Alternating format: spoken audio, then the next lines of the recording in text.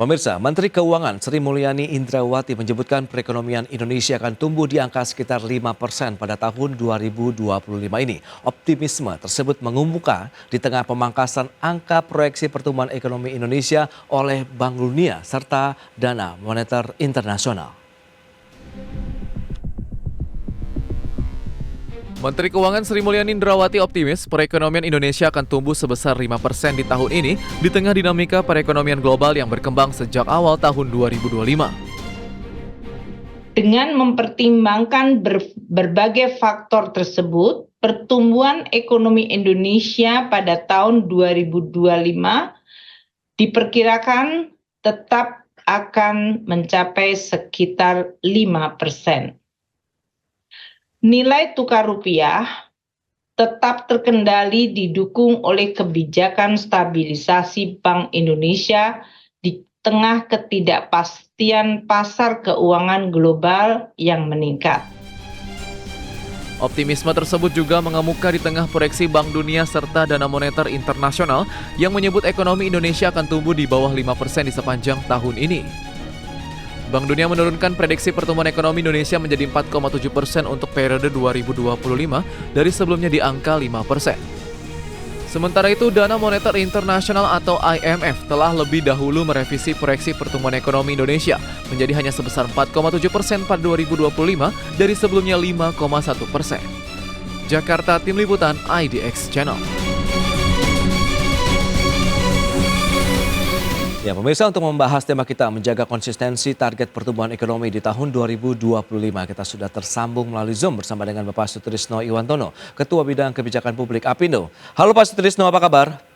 Baik, salam sehat semuanya ya. Salam sehat juga Bapak, terima kasih atas waktu yang disempatkan. Kemudian sudah bergabung juga Profesor Didin S. Damanhuri. Ya, halo Prof. Didin, apa kabar?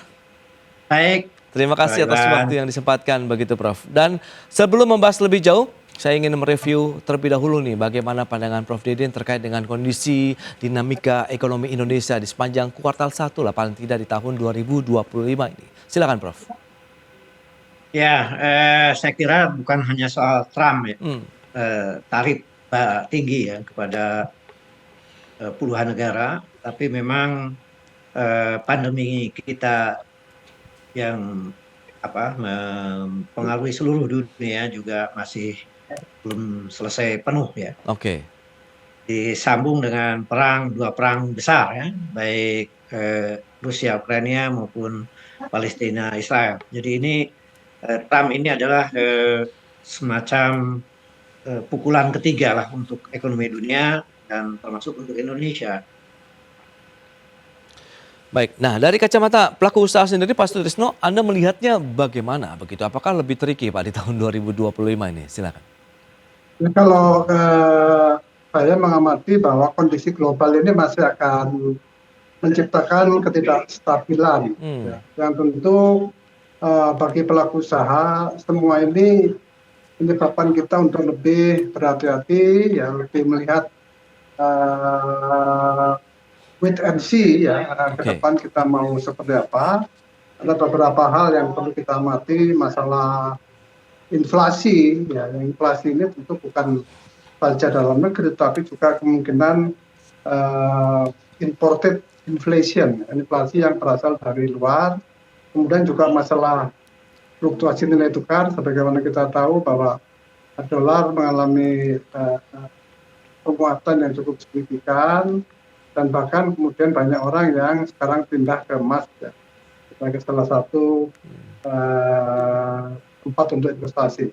Kita juga harus melihat kebijakan makro, terus khususnya di bidang moneter yang dilakukan oleh pemerintah Amerika, kemudian Cina, dan juga apa yang nanti akan dilakukan oleh Bank Indonesia, oleh pemerintah berkaitan dengan kebijakan moneter ini, yang tentu harus responsif terhadap kondisi yang tidak stabil di tingkat global. Ya Pak Sutrisno, tapi menurut Anda apakah kebijakan pemerintah saat ini sudah mampu nih membantu dunia usaha dalam memitigasi dampak negatif dari dinamika perekonomian global seperti yang Anda katakan, ketidakstabilan yang masih terjadi? Saya kira pemerintah sudah melakukan berbagai macam antisipasi ya, termasuk terakhir membentuk satgas khusus untuk bisa merespon kenaikan tarif dari Amerika. Ya. Oke. Tetapi yang lebih penting dari itu sebenarnya ya kita tahu bahwa exposure ekonomi Indonesia, khususnya ekspor ke Cina itu hanya kurang lebih 10%. Sehingga sebenarnya dampak langsung dari kebijakan Trump itu tidak sama ya, dibandingkan katakan Vietnam, Thailand, atau mungkin bahkan Malaysia atau Cina, di mana ketergantungan mereka kepada pasar Amerika itu lebih tinggi daripada Indonesia. Tetapi dampak secondary effect ya, dampak keberlanjutan, karena kebijakan Amerika tentu akan mempengaruhi Jepang, mempengaruhi Cina, mempengaruhi negara-negara lain, di mana negara-negara itu merupakan partner dagang kita. Oleh karena itu ketahanan di dalam negeri menurut saya menjadi kunci ya, bagaimana kita tetap mempertahankan daya saing kita baik pasar lokal maupun di internal ya. Kemudian juga pemerintah mesti mendorong untuk mencarikan alternatif pasar baru ya, yang tentu akan lebih terbuka, dan tentu kita harapkan pemerintah jangan menambah beban-beban yang menyebabkan ekonomi kita, pelaku usaha kita itu kehilangan efisiensi dan produktivitas. Itu yang penting bagi kita. Baik Pak Sutrisno. Nah, lantas Prof Didin, bagaimana Anda melihat dinamika ekonomi global begitu? Apakah ini benar-benar menjadi faktor yang dominan dan berdampak terhadap ekonomi Indonesia paling tidak di tahun 2025 ini? Ya, keseluruhan faktor eksternal ini yang saya bilang bahwa Trump memang luar biasa pengaruhnya dengan tarif ini, resiprokal ke seluruh dunia termasuk ke Indonesia yang tarifnya sangat tinggi, bahkan melebihi yang seharusnya ya 32% itu. Bahkan waktu Erlangga Hartarto memimpin ke Amerika dalam negosiasi kan menjadi 47% bahkan. Jadi sebenarnya ini apakah judgement Amerika ini, karena ini kan nggak ada teorinya, ini adalah relevan ataupun masuk akal terhadap real tarif yang sesungguhnya, ataukah ini sebenarnya alat penekan untuk negosiasi. Nah, padahal juga kita mengalami perekonomian dengan tekanan dari pandemi maupun perang besar itu, sebenarnya kerentanan ekonomi nasional ini adalah yang secara internal ini belum diselesaikan oleh kita itu. Jadi shock dari Trump yang sangat besar, problem dua hal sebelumnya juga belum selesai. Indonesia ini kan pertumbuhan rata-rata 5% itu tidak terlalu berkualitas. Jadi terlalu padat modal, kemudian daya beli masyarakat bawah mengalami penurunan terus, problem korupsi belum selesai, walaupun sekarang ada langkah-langkah yang mau menyelesaikan masalah korupsi secara besar-besaran, tetapi konkretnya daya saing yang ujung dari diharapkan tadi seperti para pengusaha dan produktivitas yang itu adalah real ekonomi, ini belum terselesaikan. Jadi bahwa kemudian kurs itu kan mengalami depresiasi ini kan tidak berhenti sejak 2014. Kemudian inflasi memang kita relatif rendah di bawah 5% rata-rata. Tetapi kan tidak mencerminkan dinamika harga dari problem struktural masyarakat bawah. Pertumbuhan ekonomi sendiri lebih banyak dimanfaatkan oleh kelompok korporasi besar, kan begitu. Baik. Ini masalah-masalah struktural ini adalah kesempatan dari hikmah adanya tarif Trump yang sangat tinggi itu. Mestinya kita melakukan restructuring, penyehatan ekonomi yang lebih seimbang gitu katakanlah antara korporasi besar dan UMKM. Kemudian birokrasinya lebih sederhana, korupsi diselesaikan, kemudian stimulus ekonomi juga harus dilakukan seimbang ya. Selama ini kan bias sebenarnya.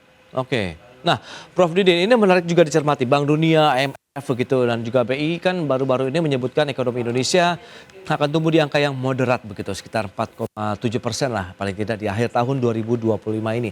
Analisis Anda bagaimana? Apakah cukup realistis batas bawah dari pertumbuhan ekonomi Indonesia tersebut, Prof? Iya, saya sendiri melontarkan 4,7% ini udah kira-kira 2 minggu yang lalu ya. Oke. Mereview secara internal maupun data-data World Bank maupun IMF dan lembaga internasional lain. Iya. 4,7% itu. Pokoknya di bawah 5%. Agak kesulitan kita untuk mencapai di atas 5%, apalagi 5,3 yang seperti diproyeksikan oleh APBN. Oke. Nah, jadi perhitungan dari lembaga internasional ini tentu saja adalah sebuah perhitungan dengan pendekatan kuantitatif, ekonometrik dengan segala sumber-sumbernya, apakah itu finansial, pasar uang, pasar modal, inflasi dunia, kemudian produksi dan lain sebagainya. Dari 3 faktor yang saya sebut problem eksternal, langkah Trump, kemudian pandemi yang belum selesai dan perang besar yang menimbulkan disrupsi, ini memang saya pun setuju bahwa ini pertumbuhan ekonomi yang realistis itu sekitar 4,7 dan sulit mencapai 5% atau bahkan kalau lebih ya, itu sangat sulit saya kira. Wow, itu dia. Lantas strategi Bank Indonesia sendiri sudah merilis 4,7% juga. Itu dia, Prof. Pada akhirnya gitu. Nah, lantas strategi apa Jadi yang memang ini perlu effort dari pemerintah, ya kan? Pemerintah, dunia usaha maupun keseluruhan aktor ekonomi gitu. Ya.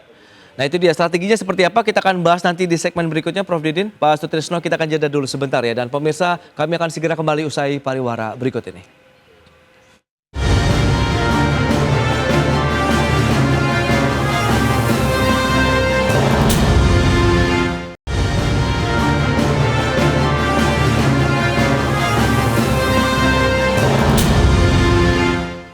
Ya, Anda masih menyaksikan Market Review pemirsa, dan berikut ini kami sampaikan data untuk Anda terkait dengan bagaimana ada 10 negara dengan PDB terbesar, apakah Indonesia termasuk di dalamnya. Ya, seperti yang bisa Anda saksikan di layar televisi Anda.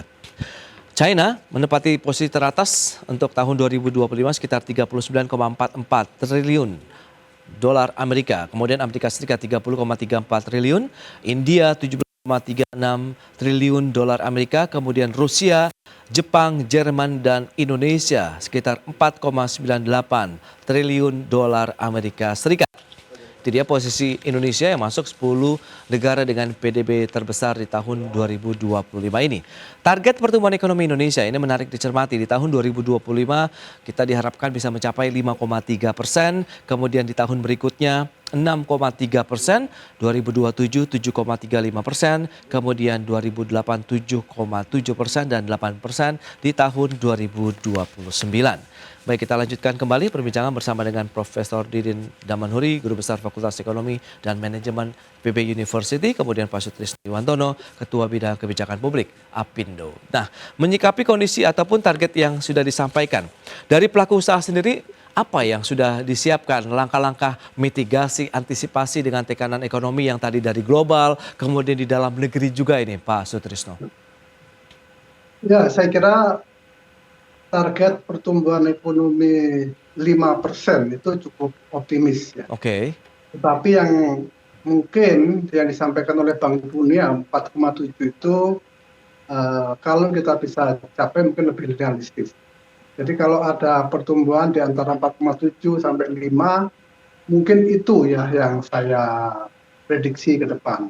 Tetapi untuk mencapai ini memang kondisi iklim berusaha di dalam negeri itu menjadi perhatian khusus ya, terutama tantangan birokrasi yang sekarang itu menjadi lebih kompleks. Jumlah menterinya mendekati 50 dan masing-masing kemudian karena ingin punya kekuasaan, karena itu pada berlomba-lomba untuk menciptakan peraturan dan regulasi dan sebagainya yang membuat kemudian ini semakin kompleks dan menciptakan high cost ekonomi. Yang kedua adalah kalau angkatan kerja ini tidak terserap, itu juga menimbulkan efek bagi daya beli masyarakat. Ya, kalau daya beli turun, tentu ekonomi juga akan tidak berkembang. Kemudian juga yang perlu dilihat, selain demand yang menurun, ya kemudian kita lihat indeks kepercayaan konsumen walaupun masih di atas 120, tetapi selama 3-4 bulan terakhir ini kan mengalami penurunan. Ini menjadi Oke. catatan kita. Dan yang lebih penting lagi di luar itu juga timbul premanisme sekarang. Premanisme ini juga menyebabkan Ya. pelaku usaha menjadi kurang nyaman untuk bisa melakukan investasi. Sehingga hal-hal semacam ini menjadi PR dari pemerintah untuk menciptakan confidence, ya, rasa percaya diri bagi pelaku usaha maupun konsumen di dalam melakukan kegiatan ekonomi. Baik, tapi upaya koordinasi misalnya antara pelaku usaha begitu dengan pemerintah untuk bisa menjaga iklim investasi ini sudah sejauh mana? Mengingat Anda katakan tadi gangguan-gangguan premanisme yang begitu sudah mulai menimbulkan keresahan lah di kalangan dunia usaha sendiri, bagaimana nih Pak? Oh iya, jadi kalau di kalangan Indonesia usaha tentu banyak sekarang yang tidak nyaman, ya. Oke. Tetapi bagaimanapun juga kita sebagai pelaku usaha kan tidak boleh rugi, tidak boleh bangkrut, ya. Jadi dengan segala upaya kita berusaha untuk tetap survive, ya. Memang kadang-kadang seperti PHK itu kemudian menjadi di banyak tempat tidak terhindarkan, ya. Ketika kemudian terjadi penurunan demand, tentu produksi akan menurun dan implikasinya karena tenaga kerja merupakan komponen cost yang paling tinggi, biasanya terkena itu di situ duluan. Oleh karena itu kita ingin meminta kepada pemerintah, tolong jangan menciptakan high cost ekonomi, jangan menciptakan pungutan-pungutan yang tidak perlu, regulasi yang tidak perlu, yang semua itu hanya menambah cost bagi pelaku usaha. Kalau pelaku usaha bisa bertahan, ya, tadi saya katakan bahwa efisiensi adalah kata kunci, produktivitas adalah kata kunci. Sehingga kita harapkan pemerintah upayanya diarahkan ke sana. Bagaimana agar pelaku usaha itu menjadi efisien, ya, dan menjadi produktif, bukan hanya yang besar, terutama yang menengah dan kecil. Ini juga harus menjadi perhatian khusus bagi pemerintah. Baik Pak Sutrisno. Nah, Prof Didin, lantas apa yang harus dilakukan oleh pemerintah, dunia usaha, ataupun semua yang berkepentingan begitu untuk menjaga geliat aktivitas ekonomi Indonesia tetap bergerak begitu dalam konteks konsistensi mencapai target pertumbuhan di tahun 2025. Tadi pelaku usaha Pindo masih tetap optimis bisa mencapai 5%. Kemudian Bu Sri Mulyani juga masih bisa optimis mencapai 5% begitu Prof Didin. Silakan. Ya, saya kira apa yang disampaikan Pak Iwan Tono harus jadi perhatian sangat serius ya buat pemerintah.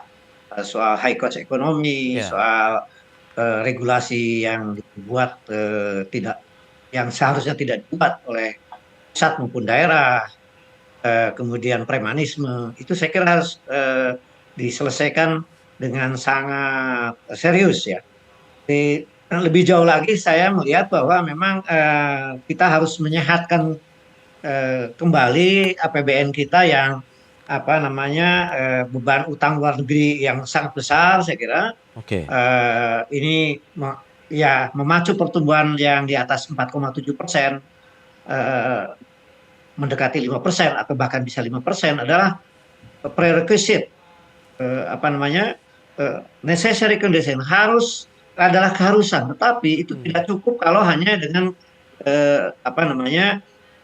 keyakinan yang bersifat normatif dari pemerintah. Oke. Banyak hal yang harus dilakukan, misalnya dikala ancaman resesi atau pertumbuhan rendah ini, itu pemerintah dimanapun ya, itu harus memberikan stimulus terhadap pelaku-pelaku ekonomi secara seimbang, besar, menengah, dan kecil, yang pelakunya juga harus efisien, produktif. Nah, negara-negara Eropa sekarang misalnya, itu begitu besar alokasi Jerman, Prancis, Inggris untuk stimulus anggaran mereka terhadap para pelaku ekonomi. Oke. Nah, sekarang ini memang ada dilema. Banyak program seperti MBG, kemudian efisiensi untuk macam-macam termasuk Danantara. Ini kan dilema sekarang. Apakah kalau dipertahankan dalam waktu yang kritis ini, pengeluaran yang sifatnya itu adalah lebih jangka menengah dan panjang, sementara problem jangka pendek kita kan pertumbuhan rendah itu. Nah, yang akan menimbulkan kalau tidak diselesaikan terhadap pengangguran, terhadap daya beli, dan akhirnya juga macam-macam. Nah, ini saya kira pemerintah harus berani menghold apa-apa yang memang sementara ini untuk supaya problem jangka pendek ini bisa diselesaikan gitu loh. Kalau ini kan sekarang ini ada 306 triliun yang sudah katakanlah diefisienkan ya dari anggaran 3.600-an begitu. Ini kan dampaknya kemana-mana, dan keluhan transportasi, perhotelan dan lain sebagainya, kemudian ojol itu sudah nyata, belum PHK akibat dari gempuran pakaian tekstil dan pakaian jadi dari RRC. Ini hal-hal yang harus segera diselesaikan sehingga hal yang menjadi prasyarat supaya program-program jangka menengah dan panjang ini mulus gitu. Ini harus diselesaikan program jangka pendek ini gitu. Baik. Nah itu dia.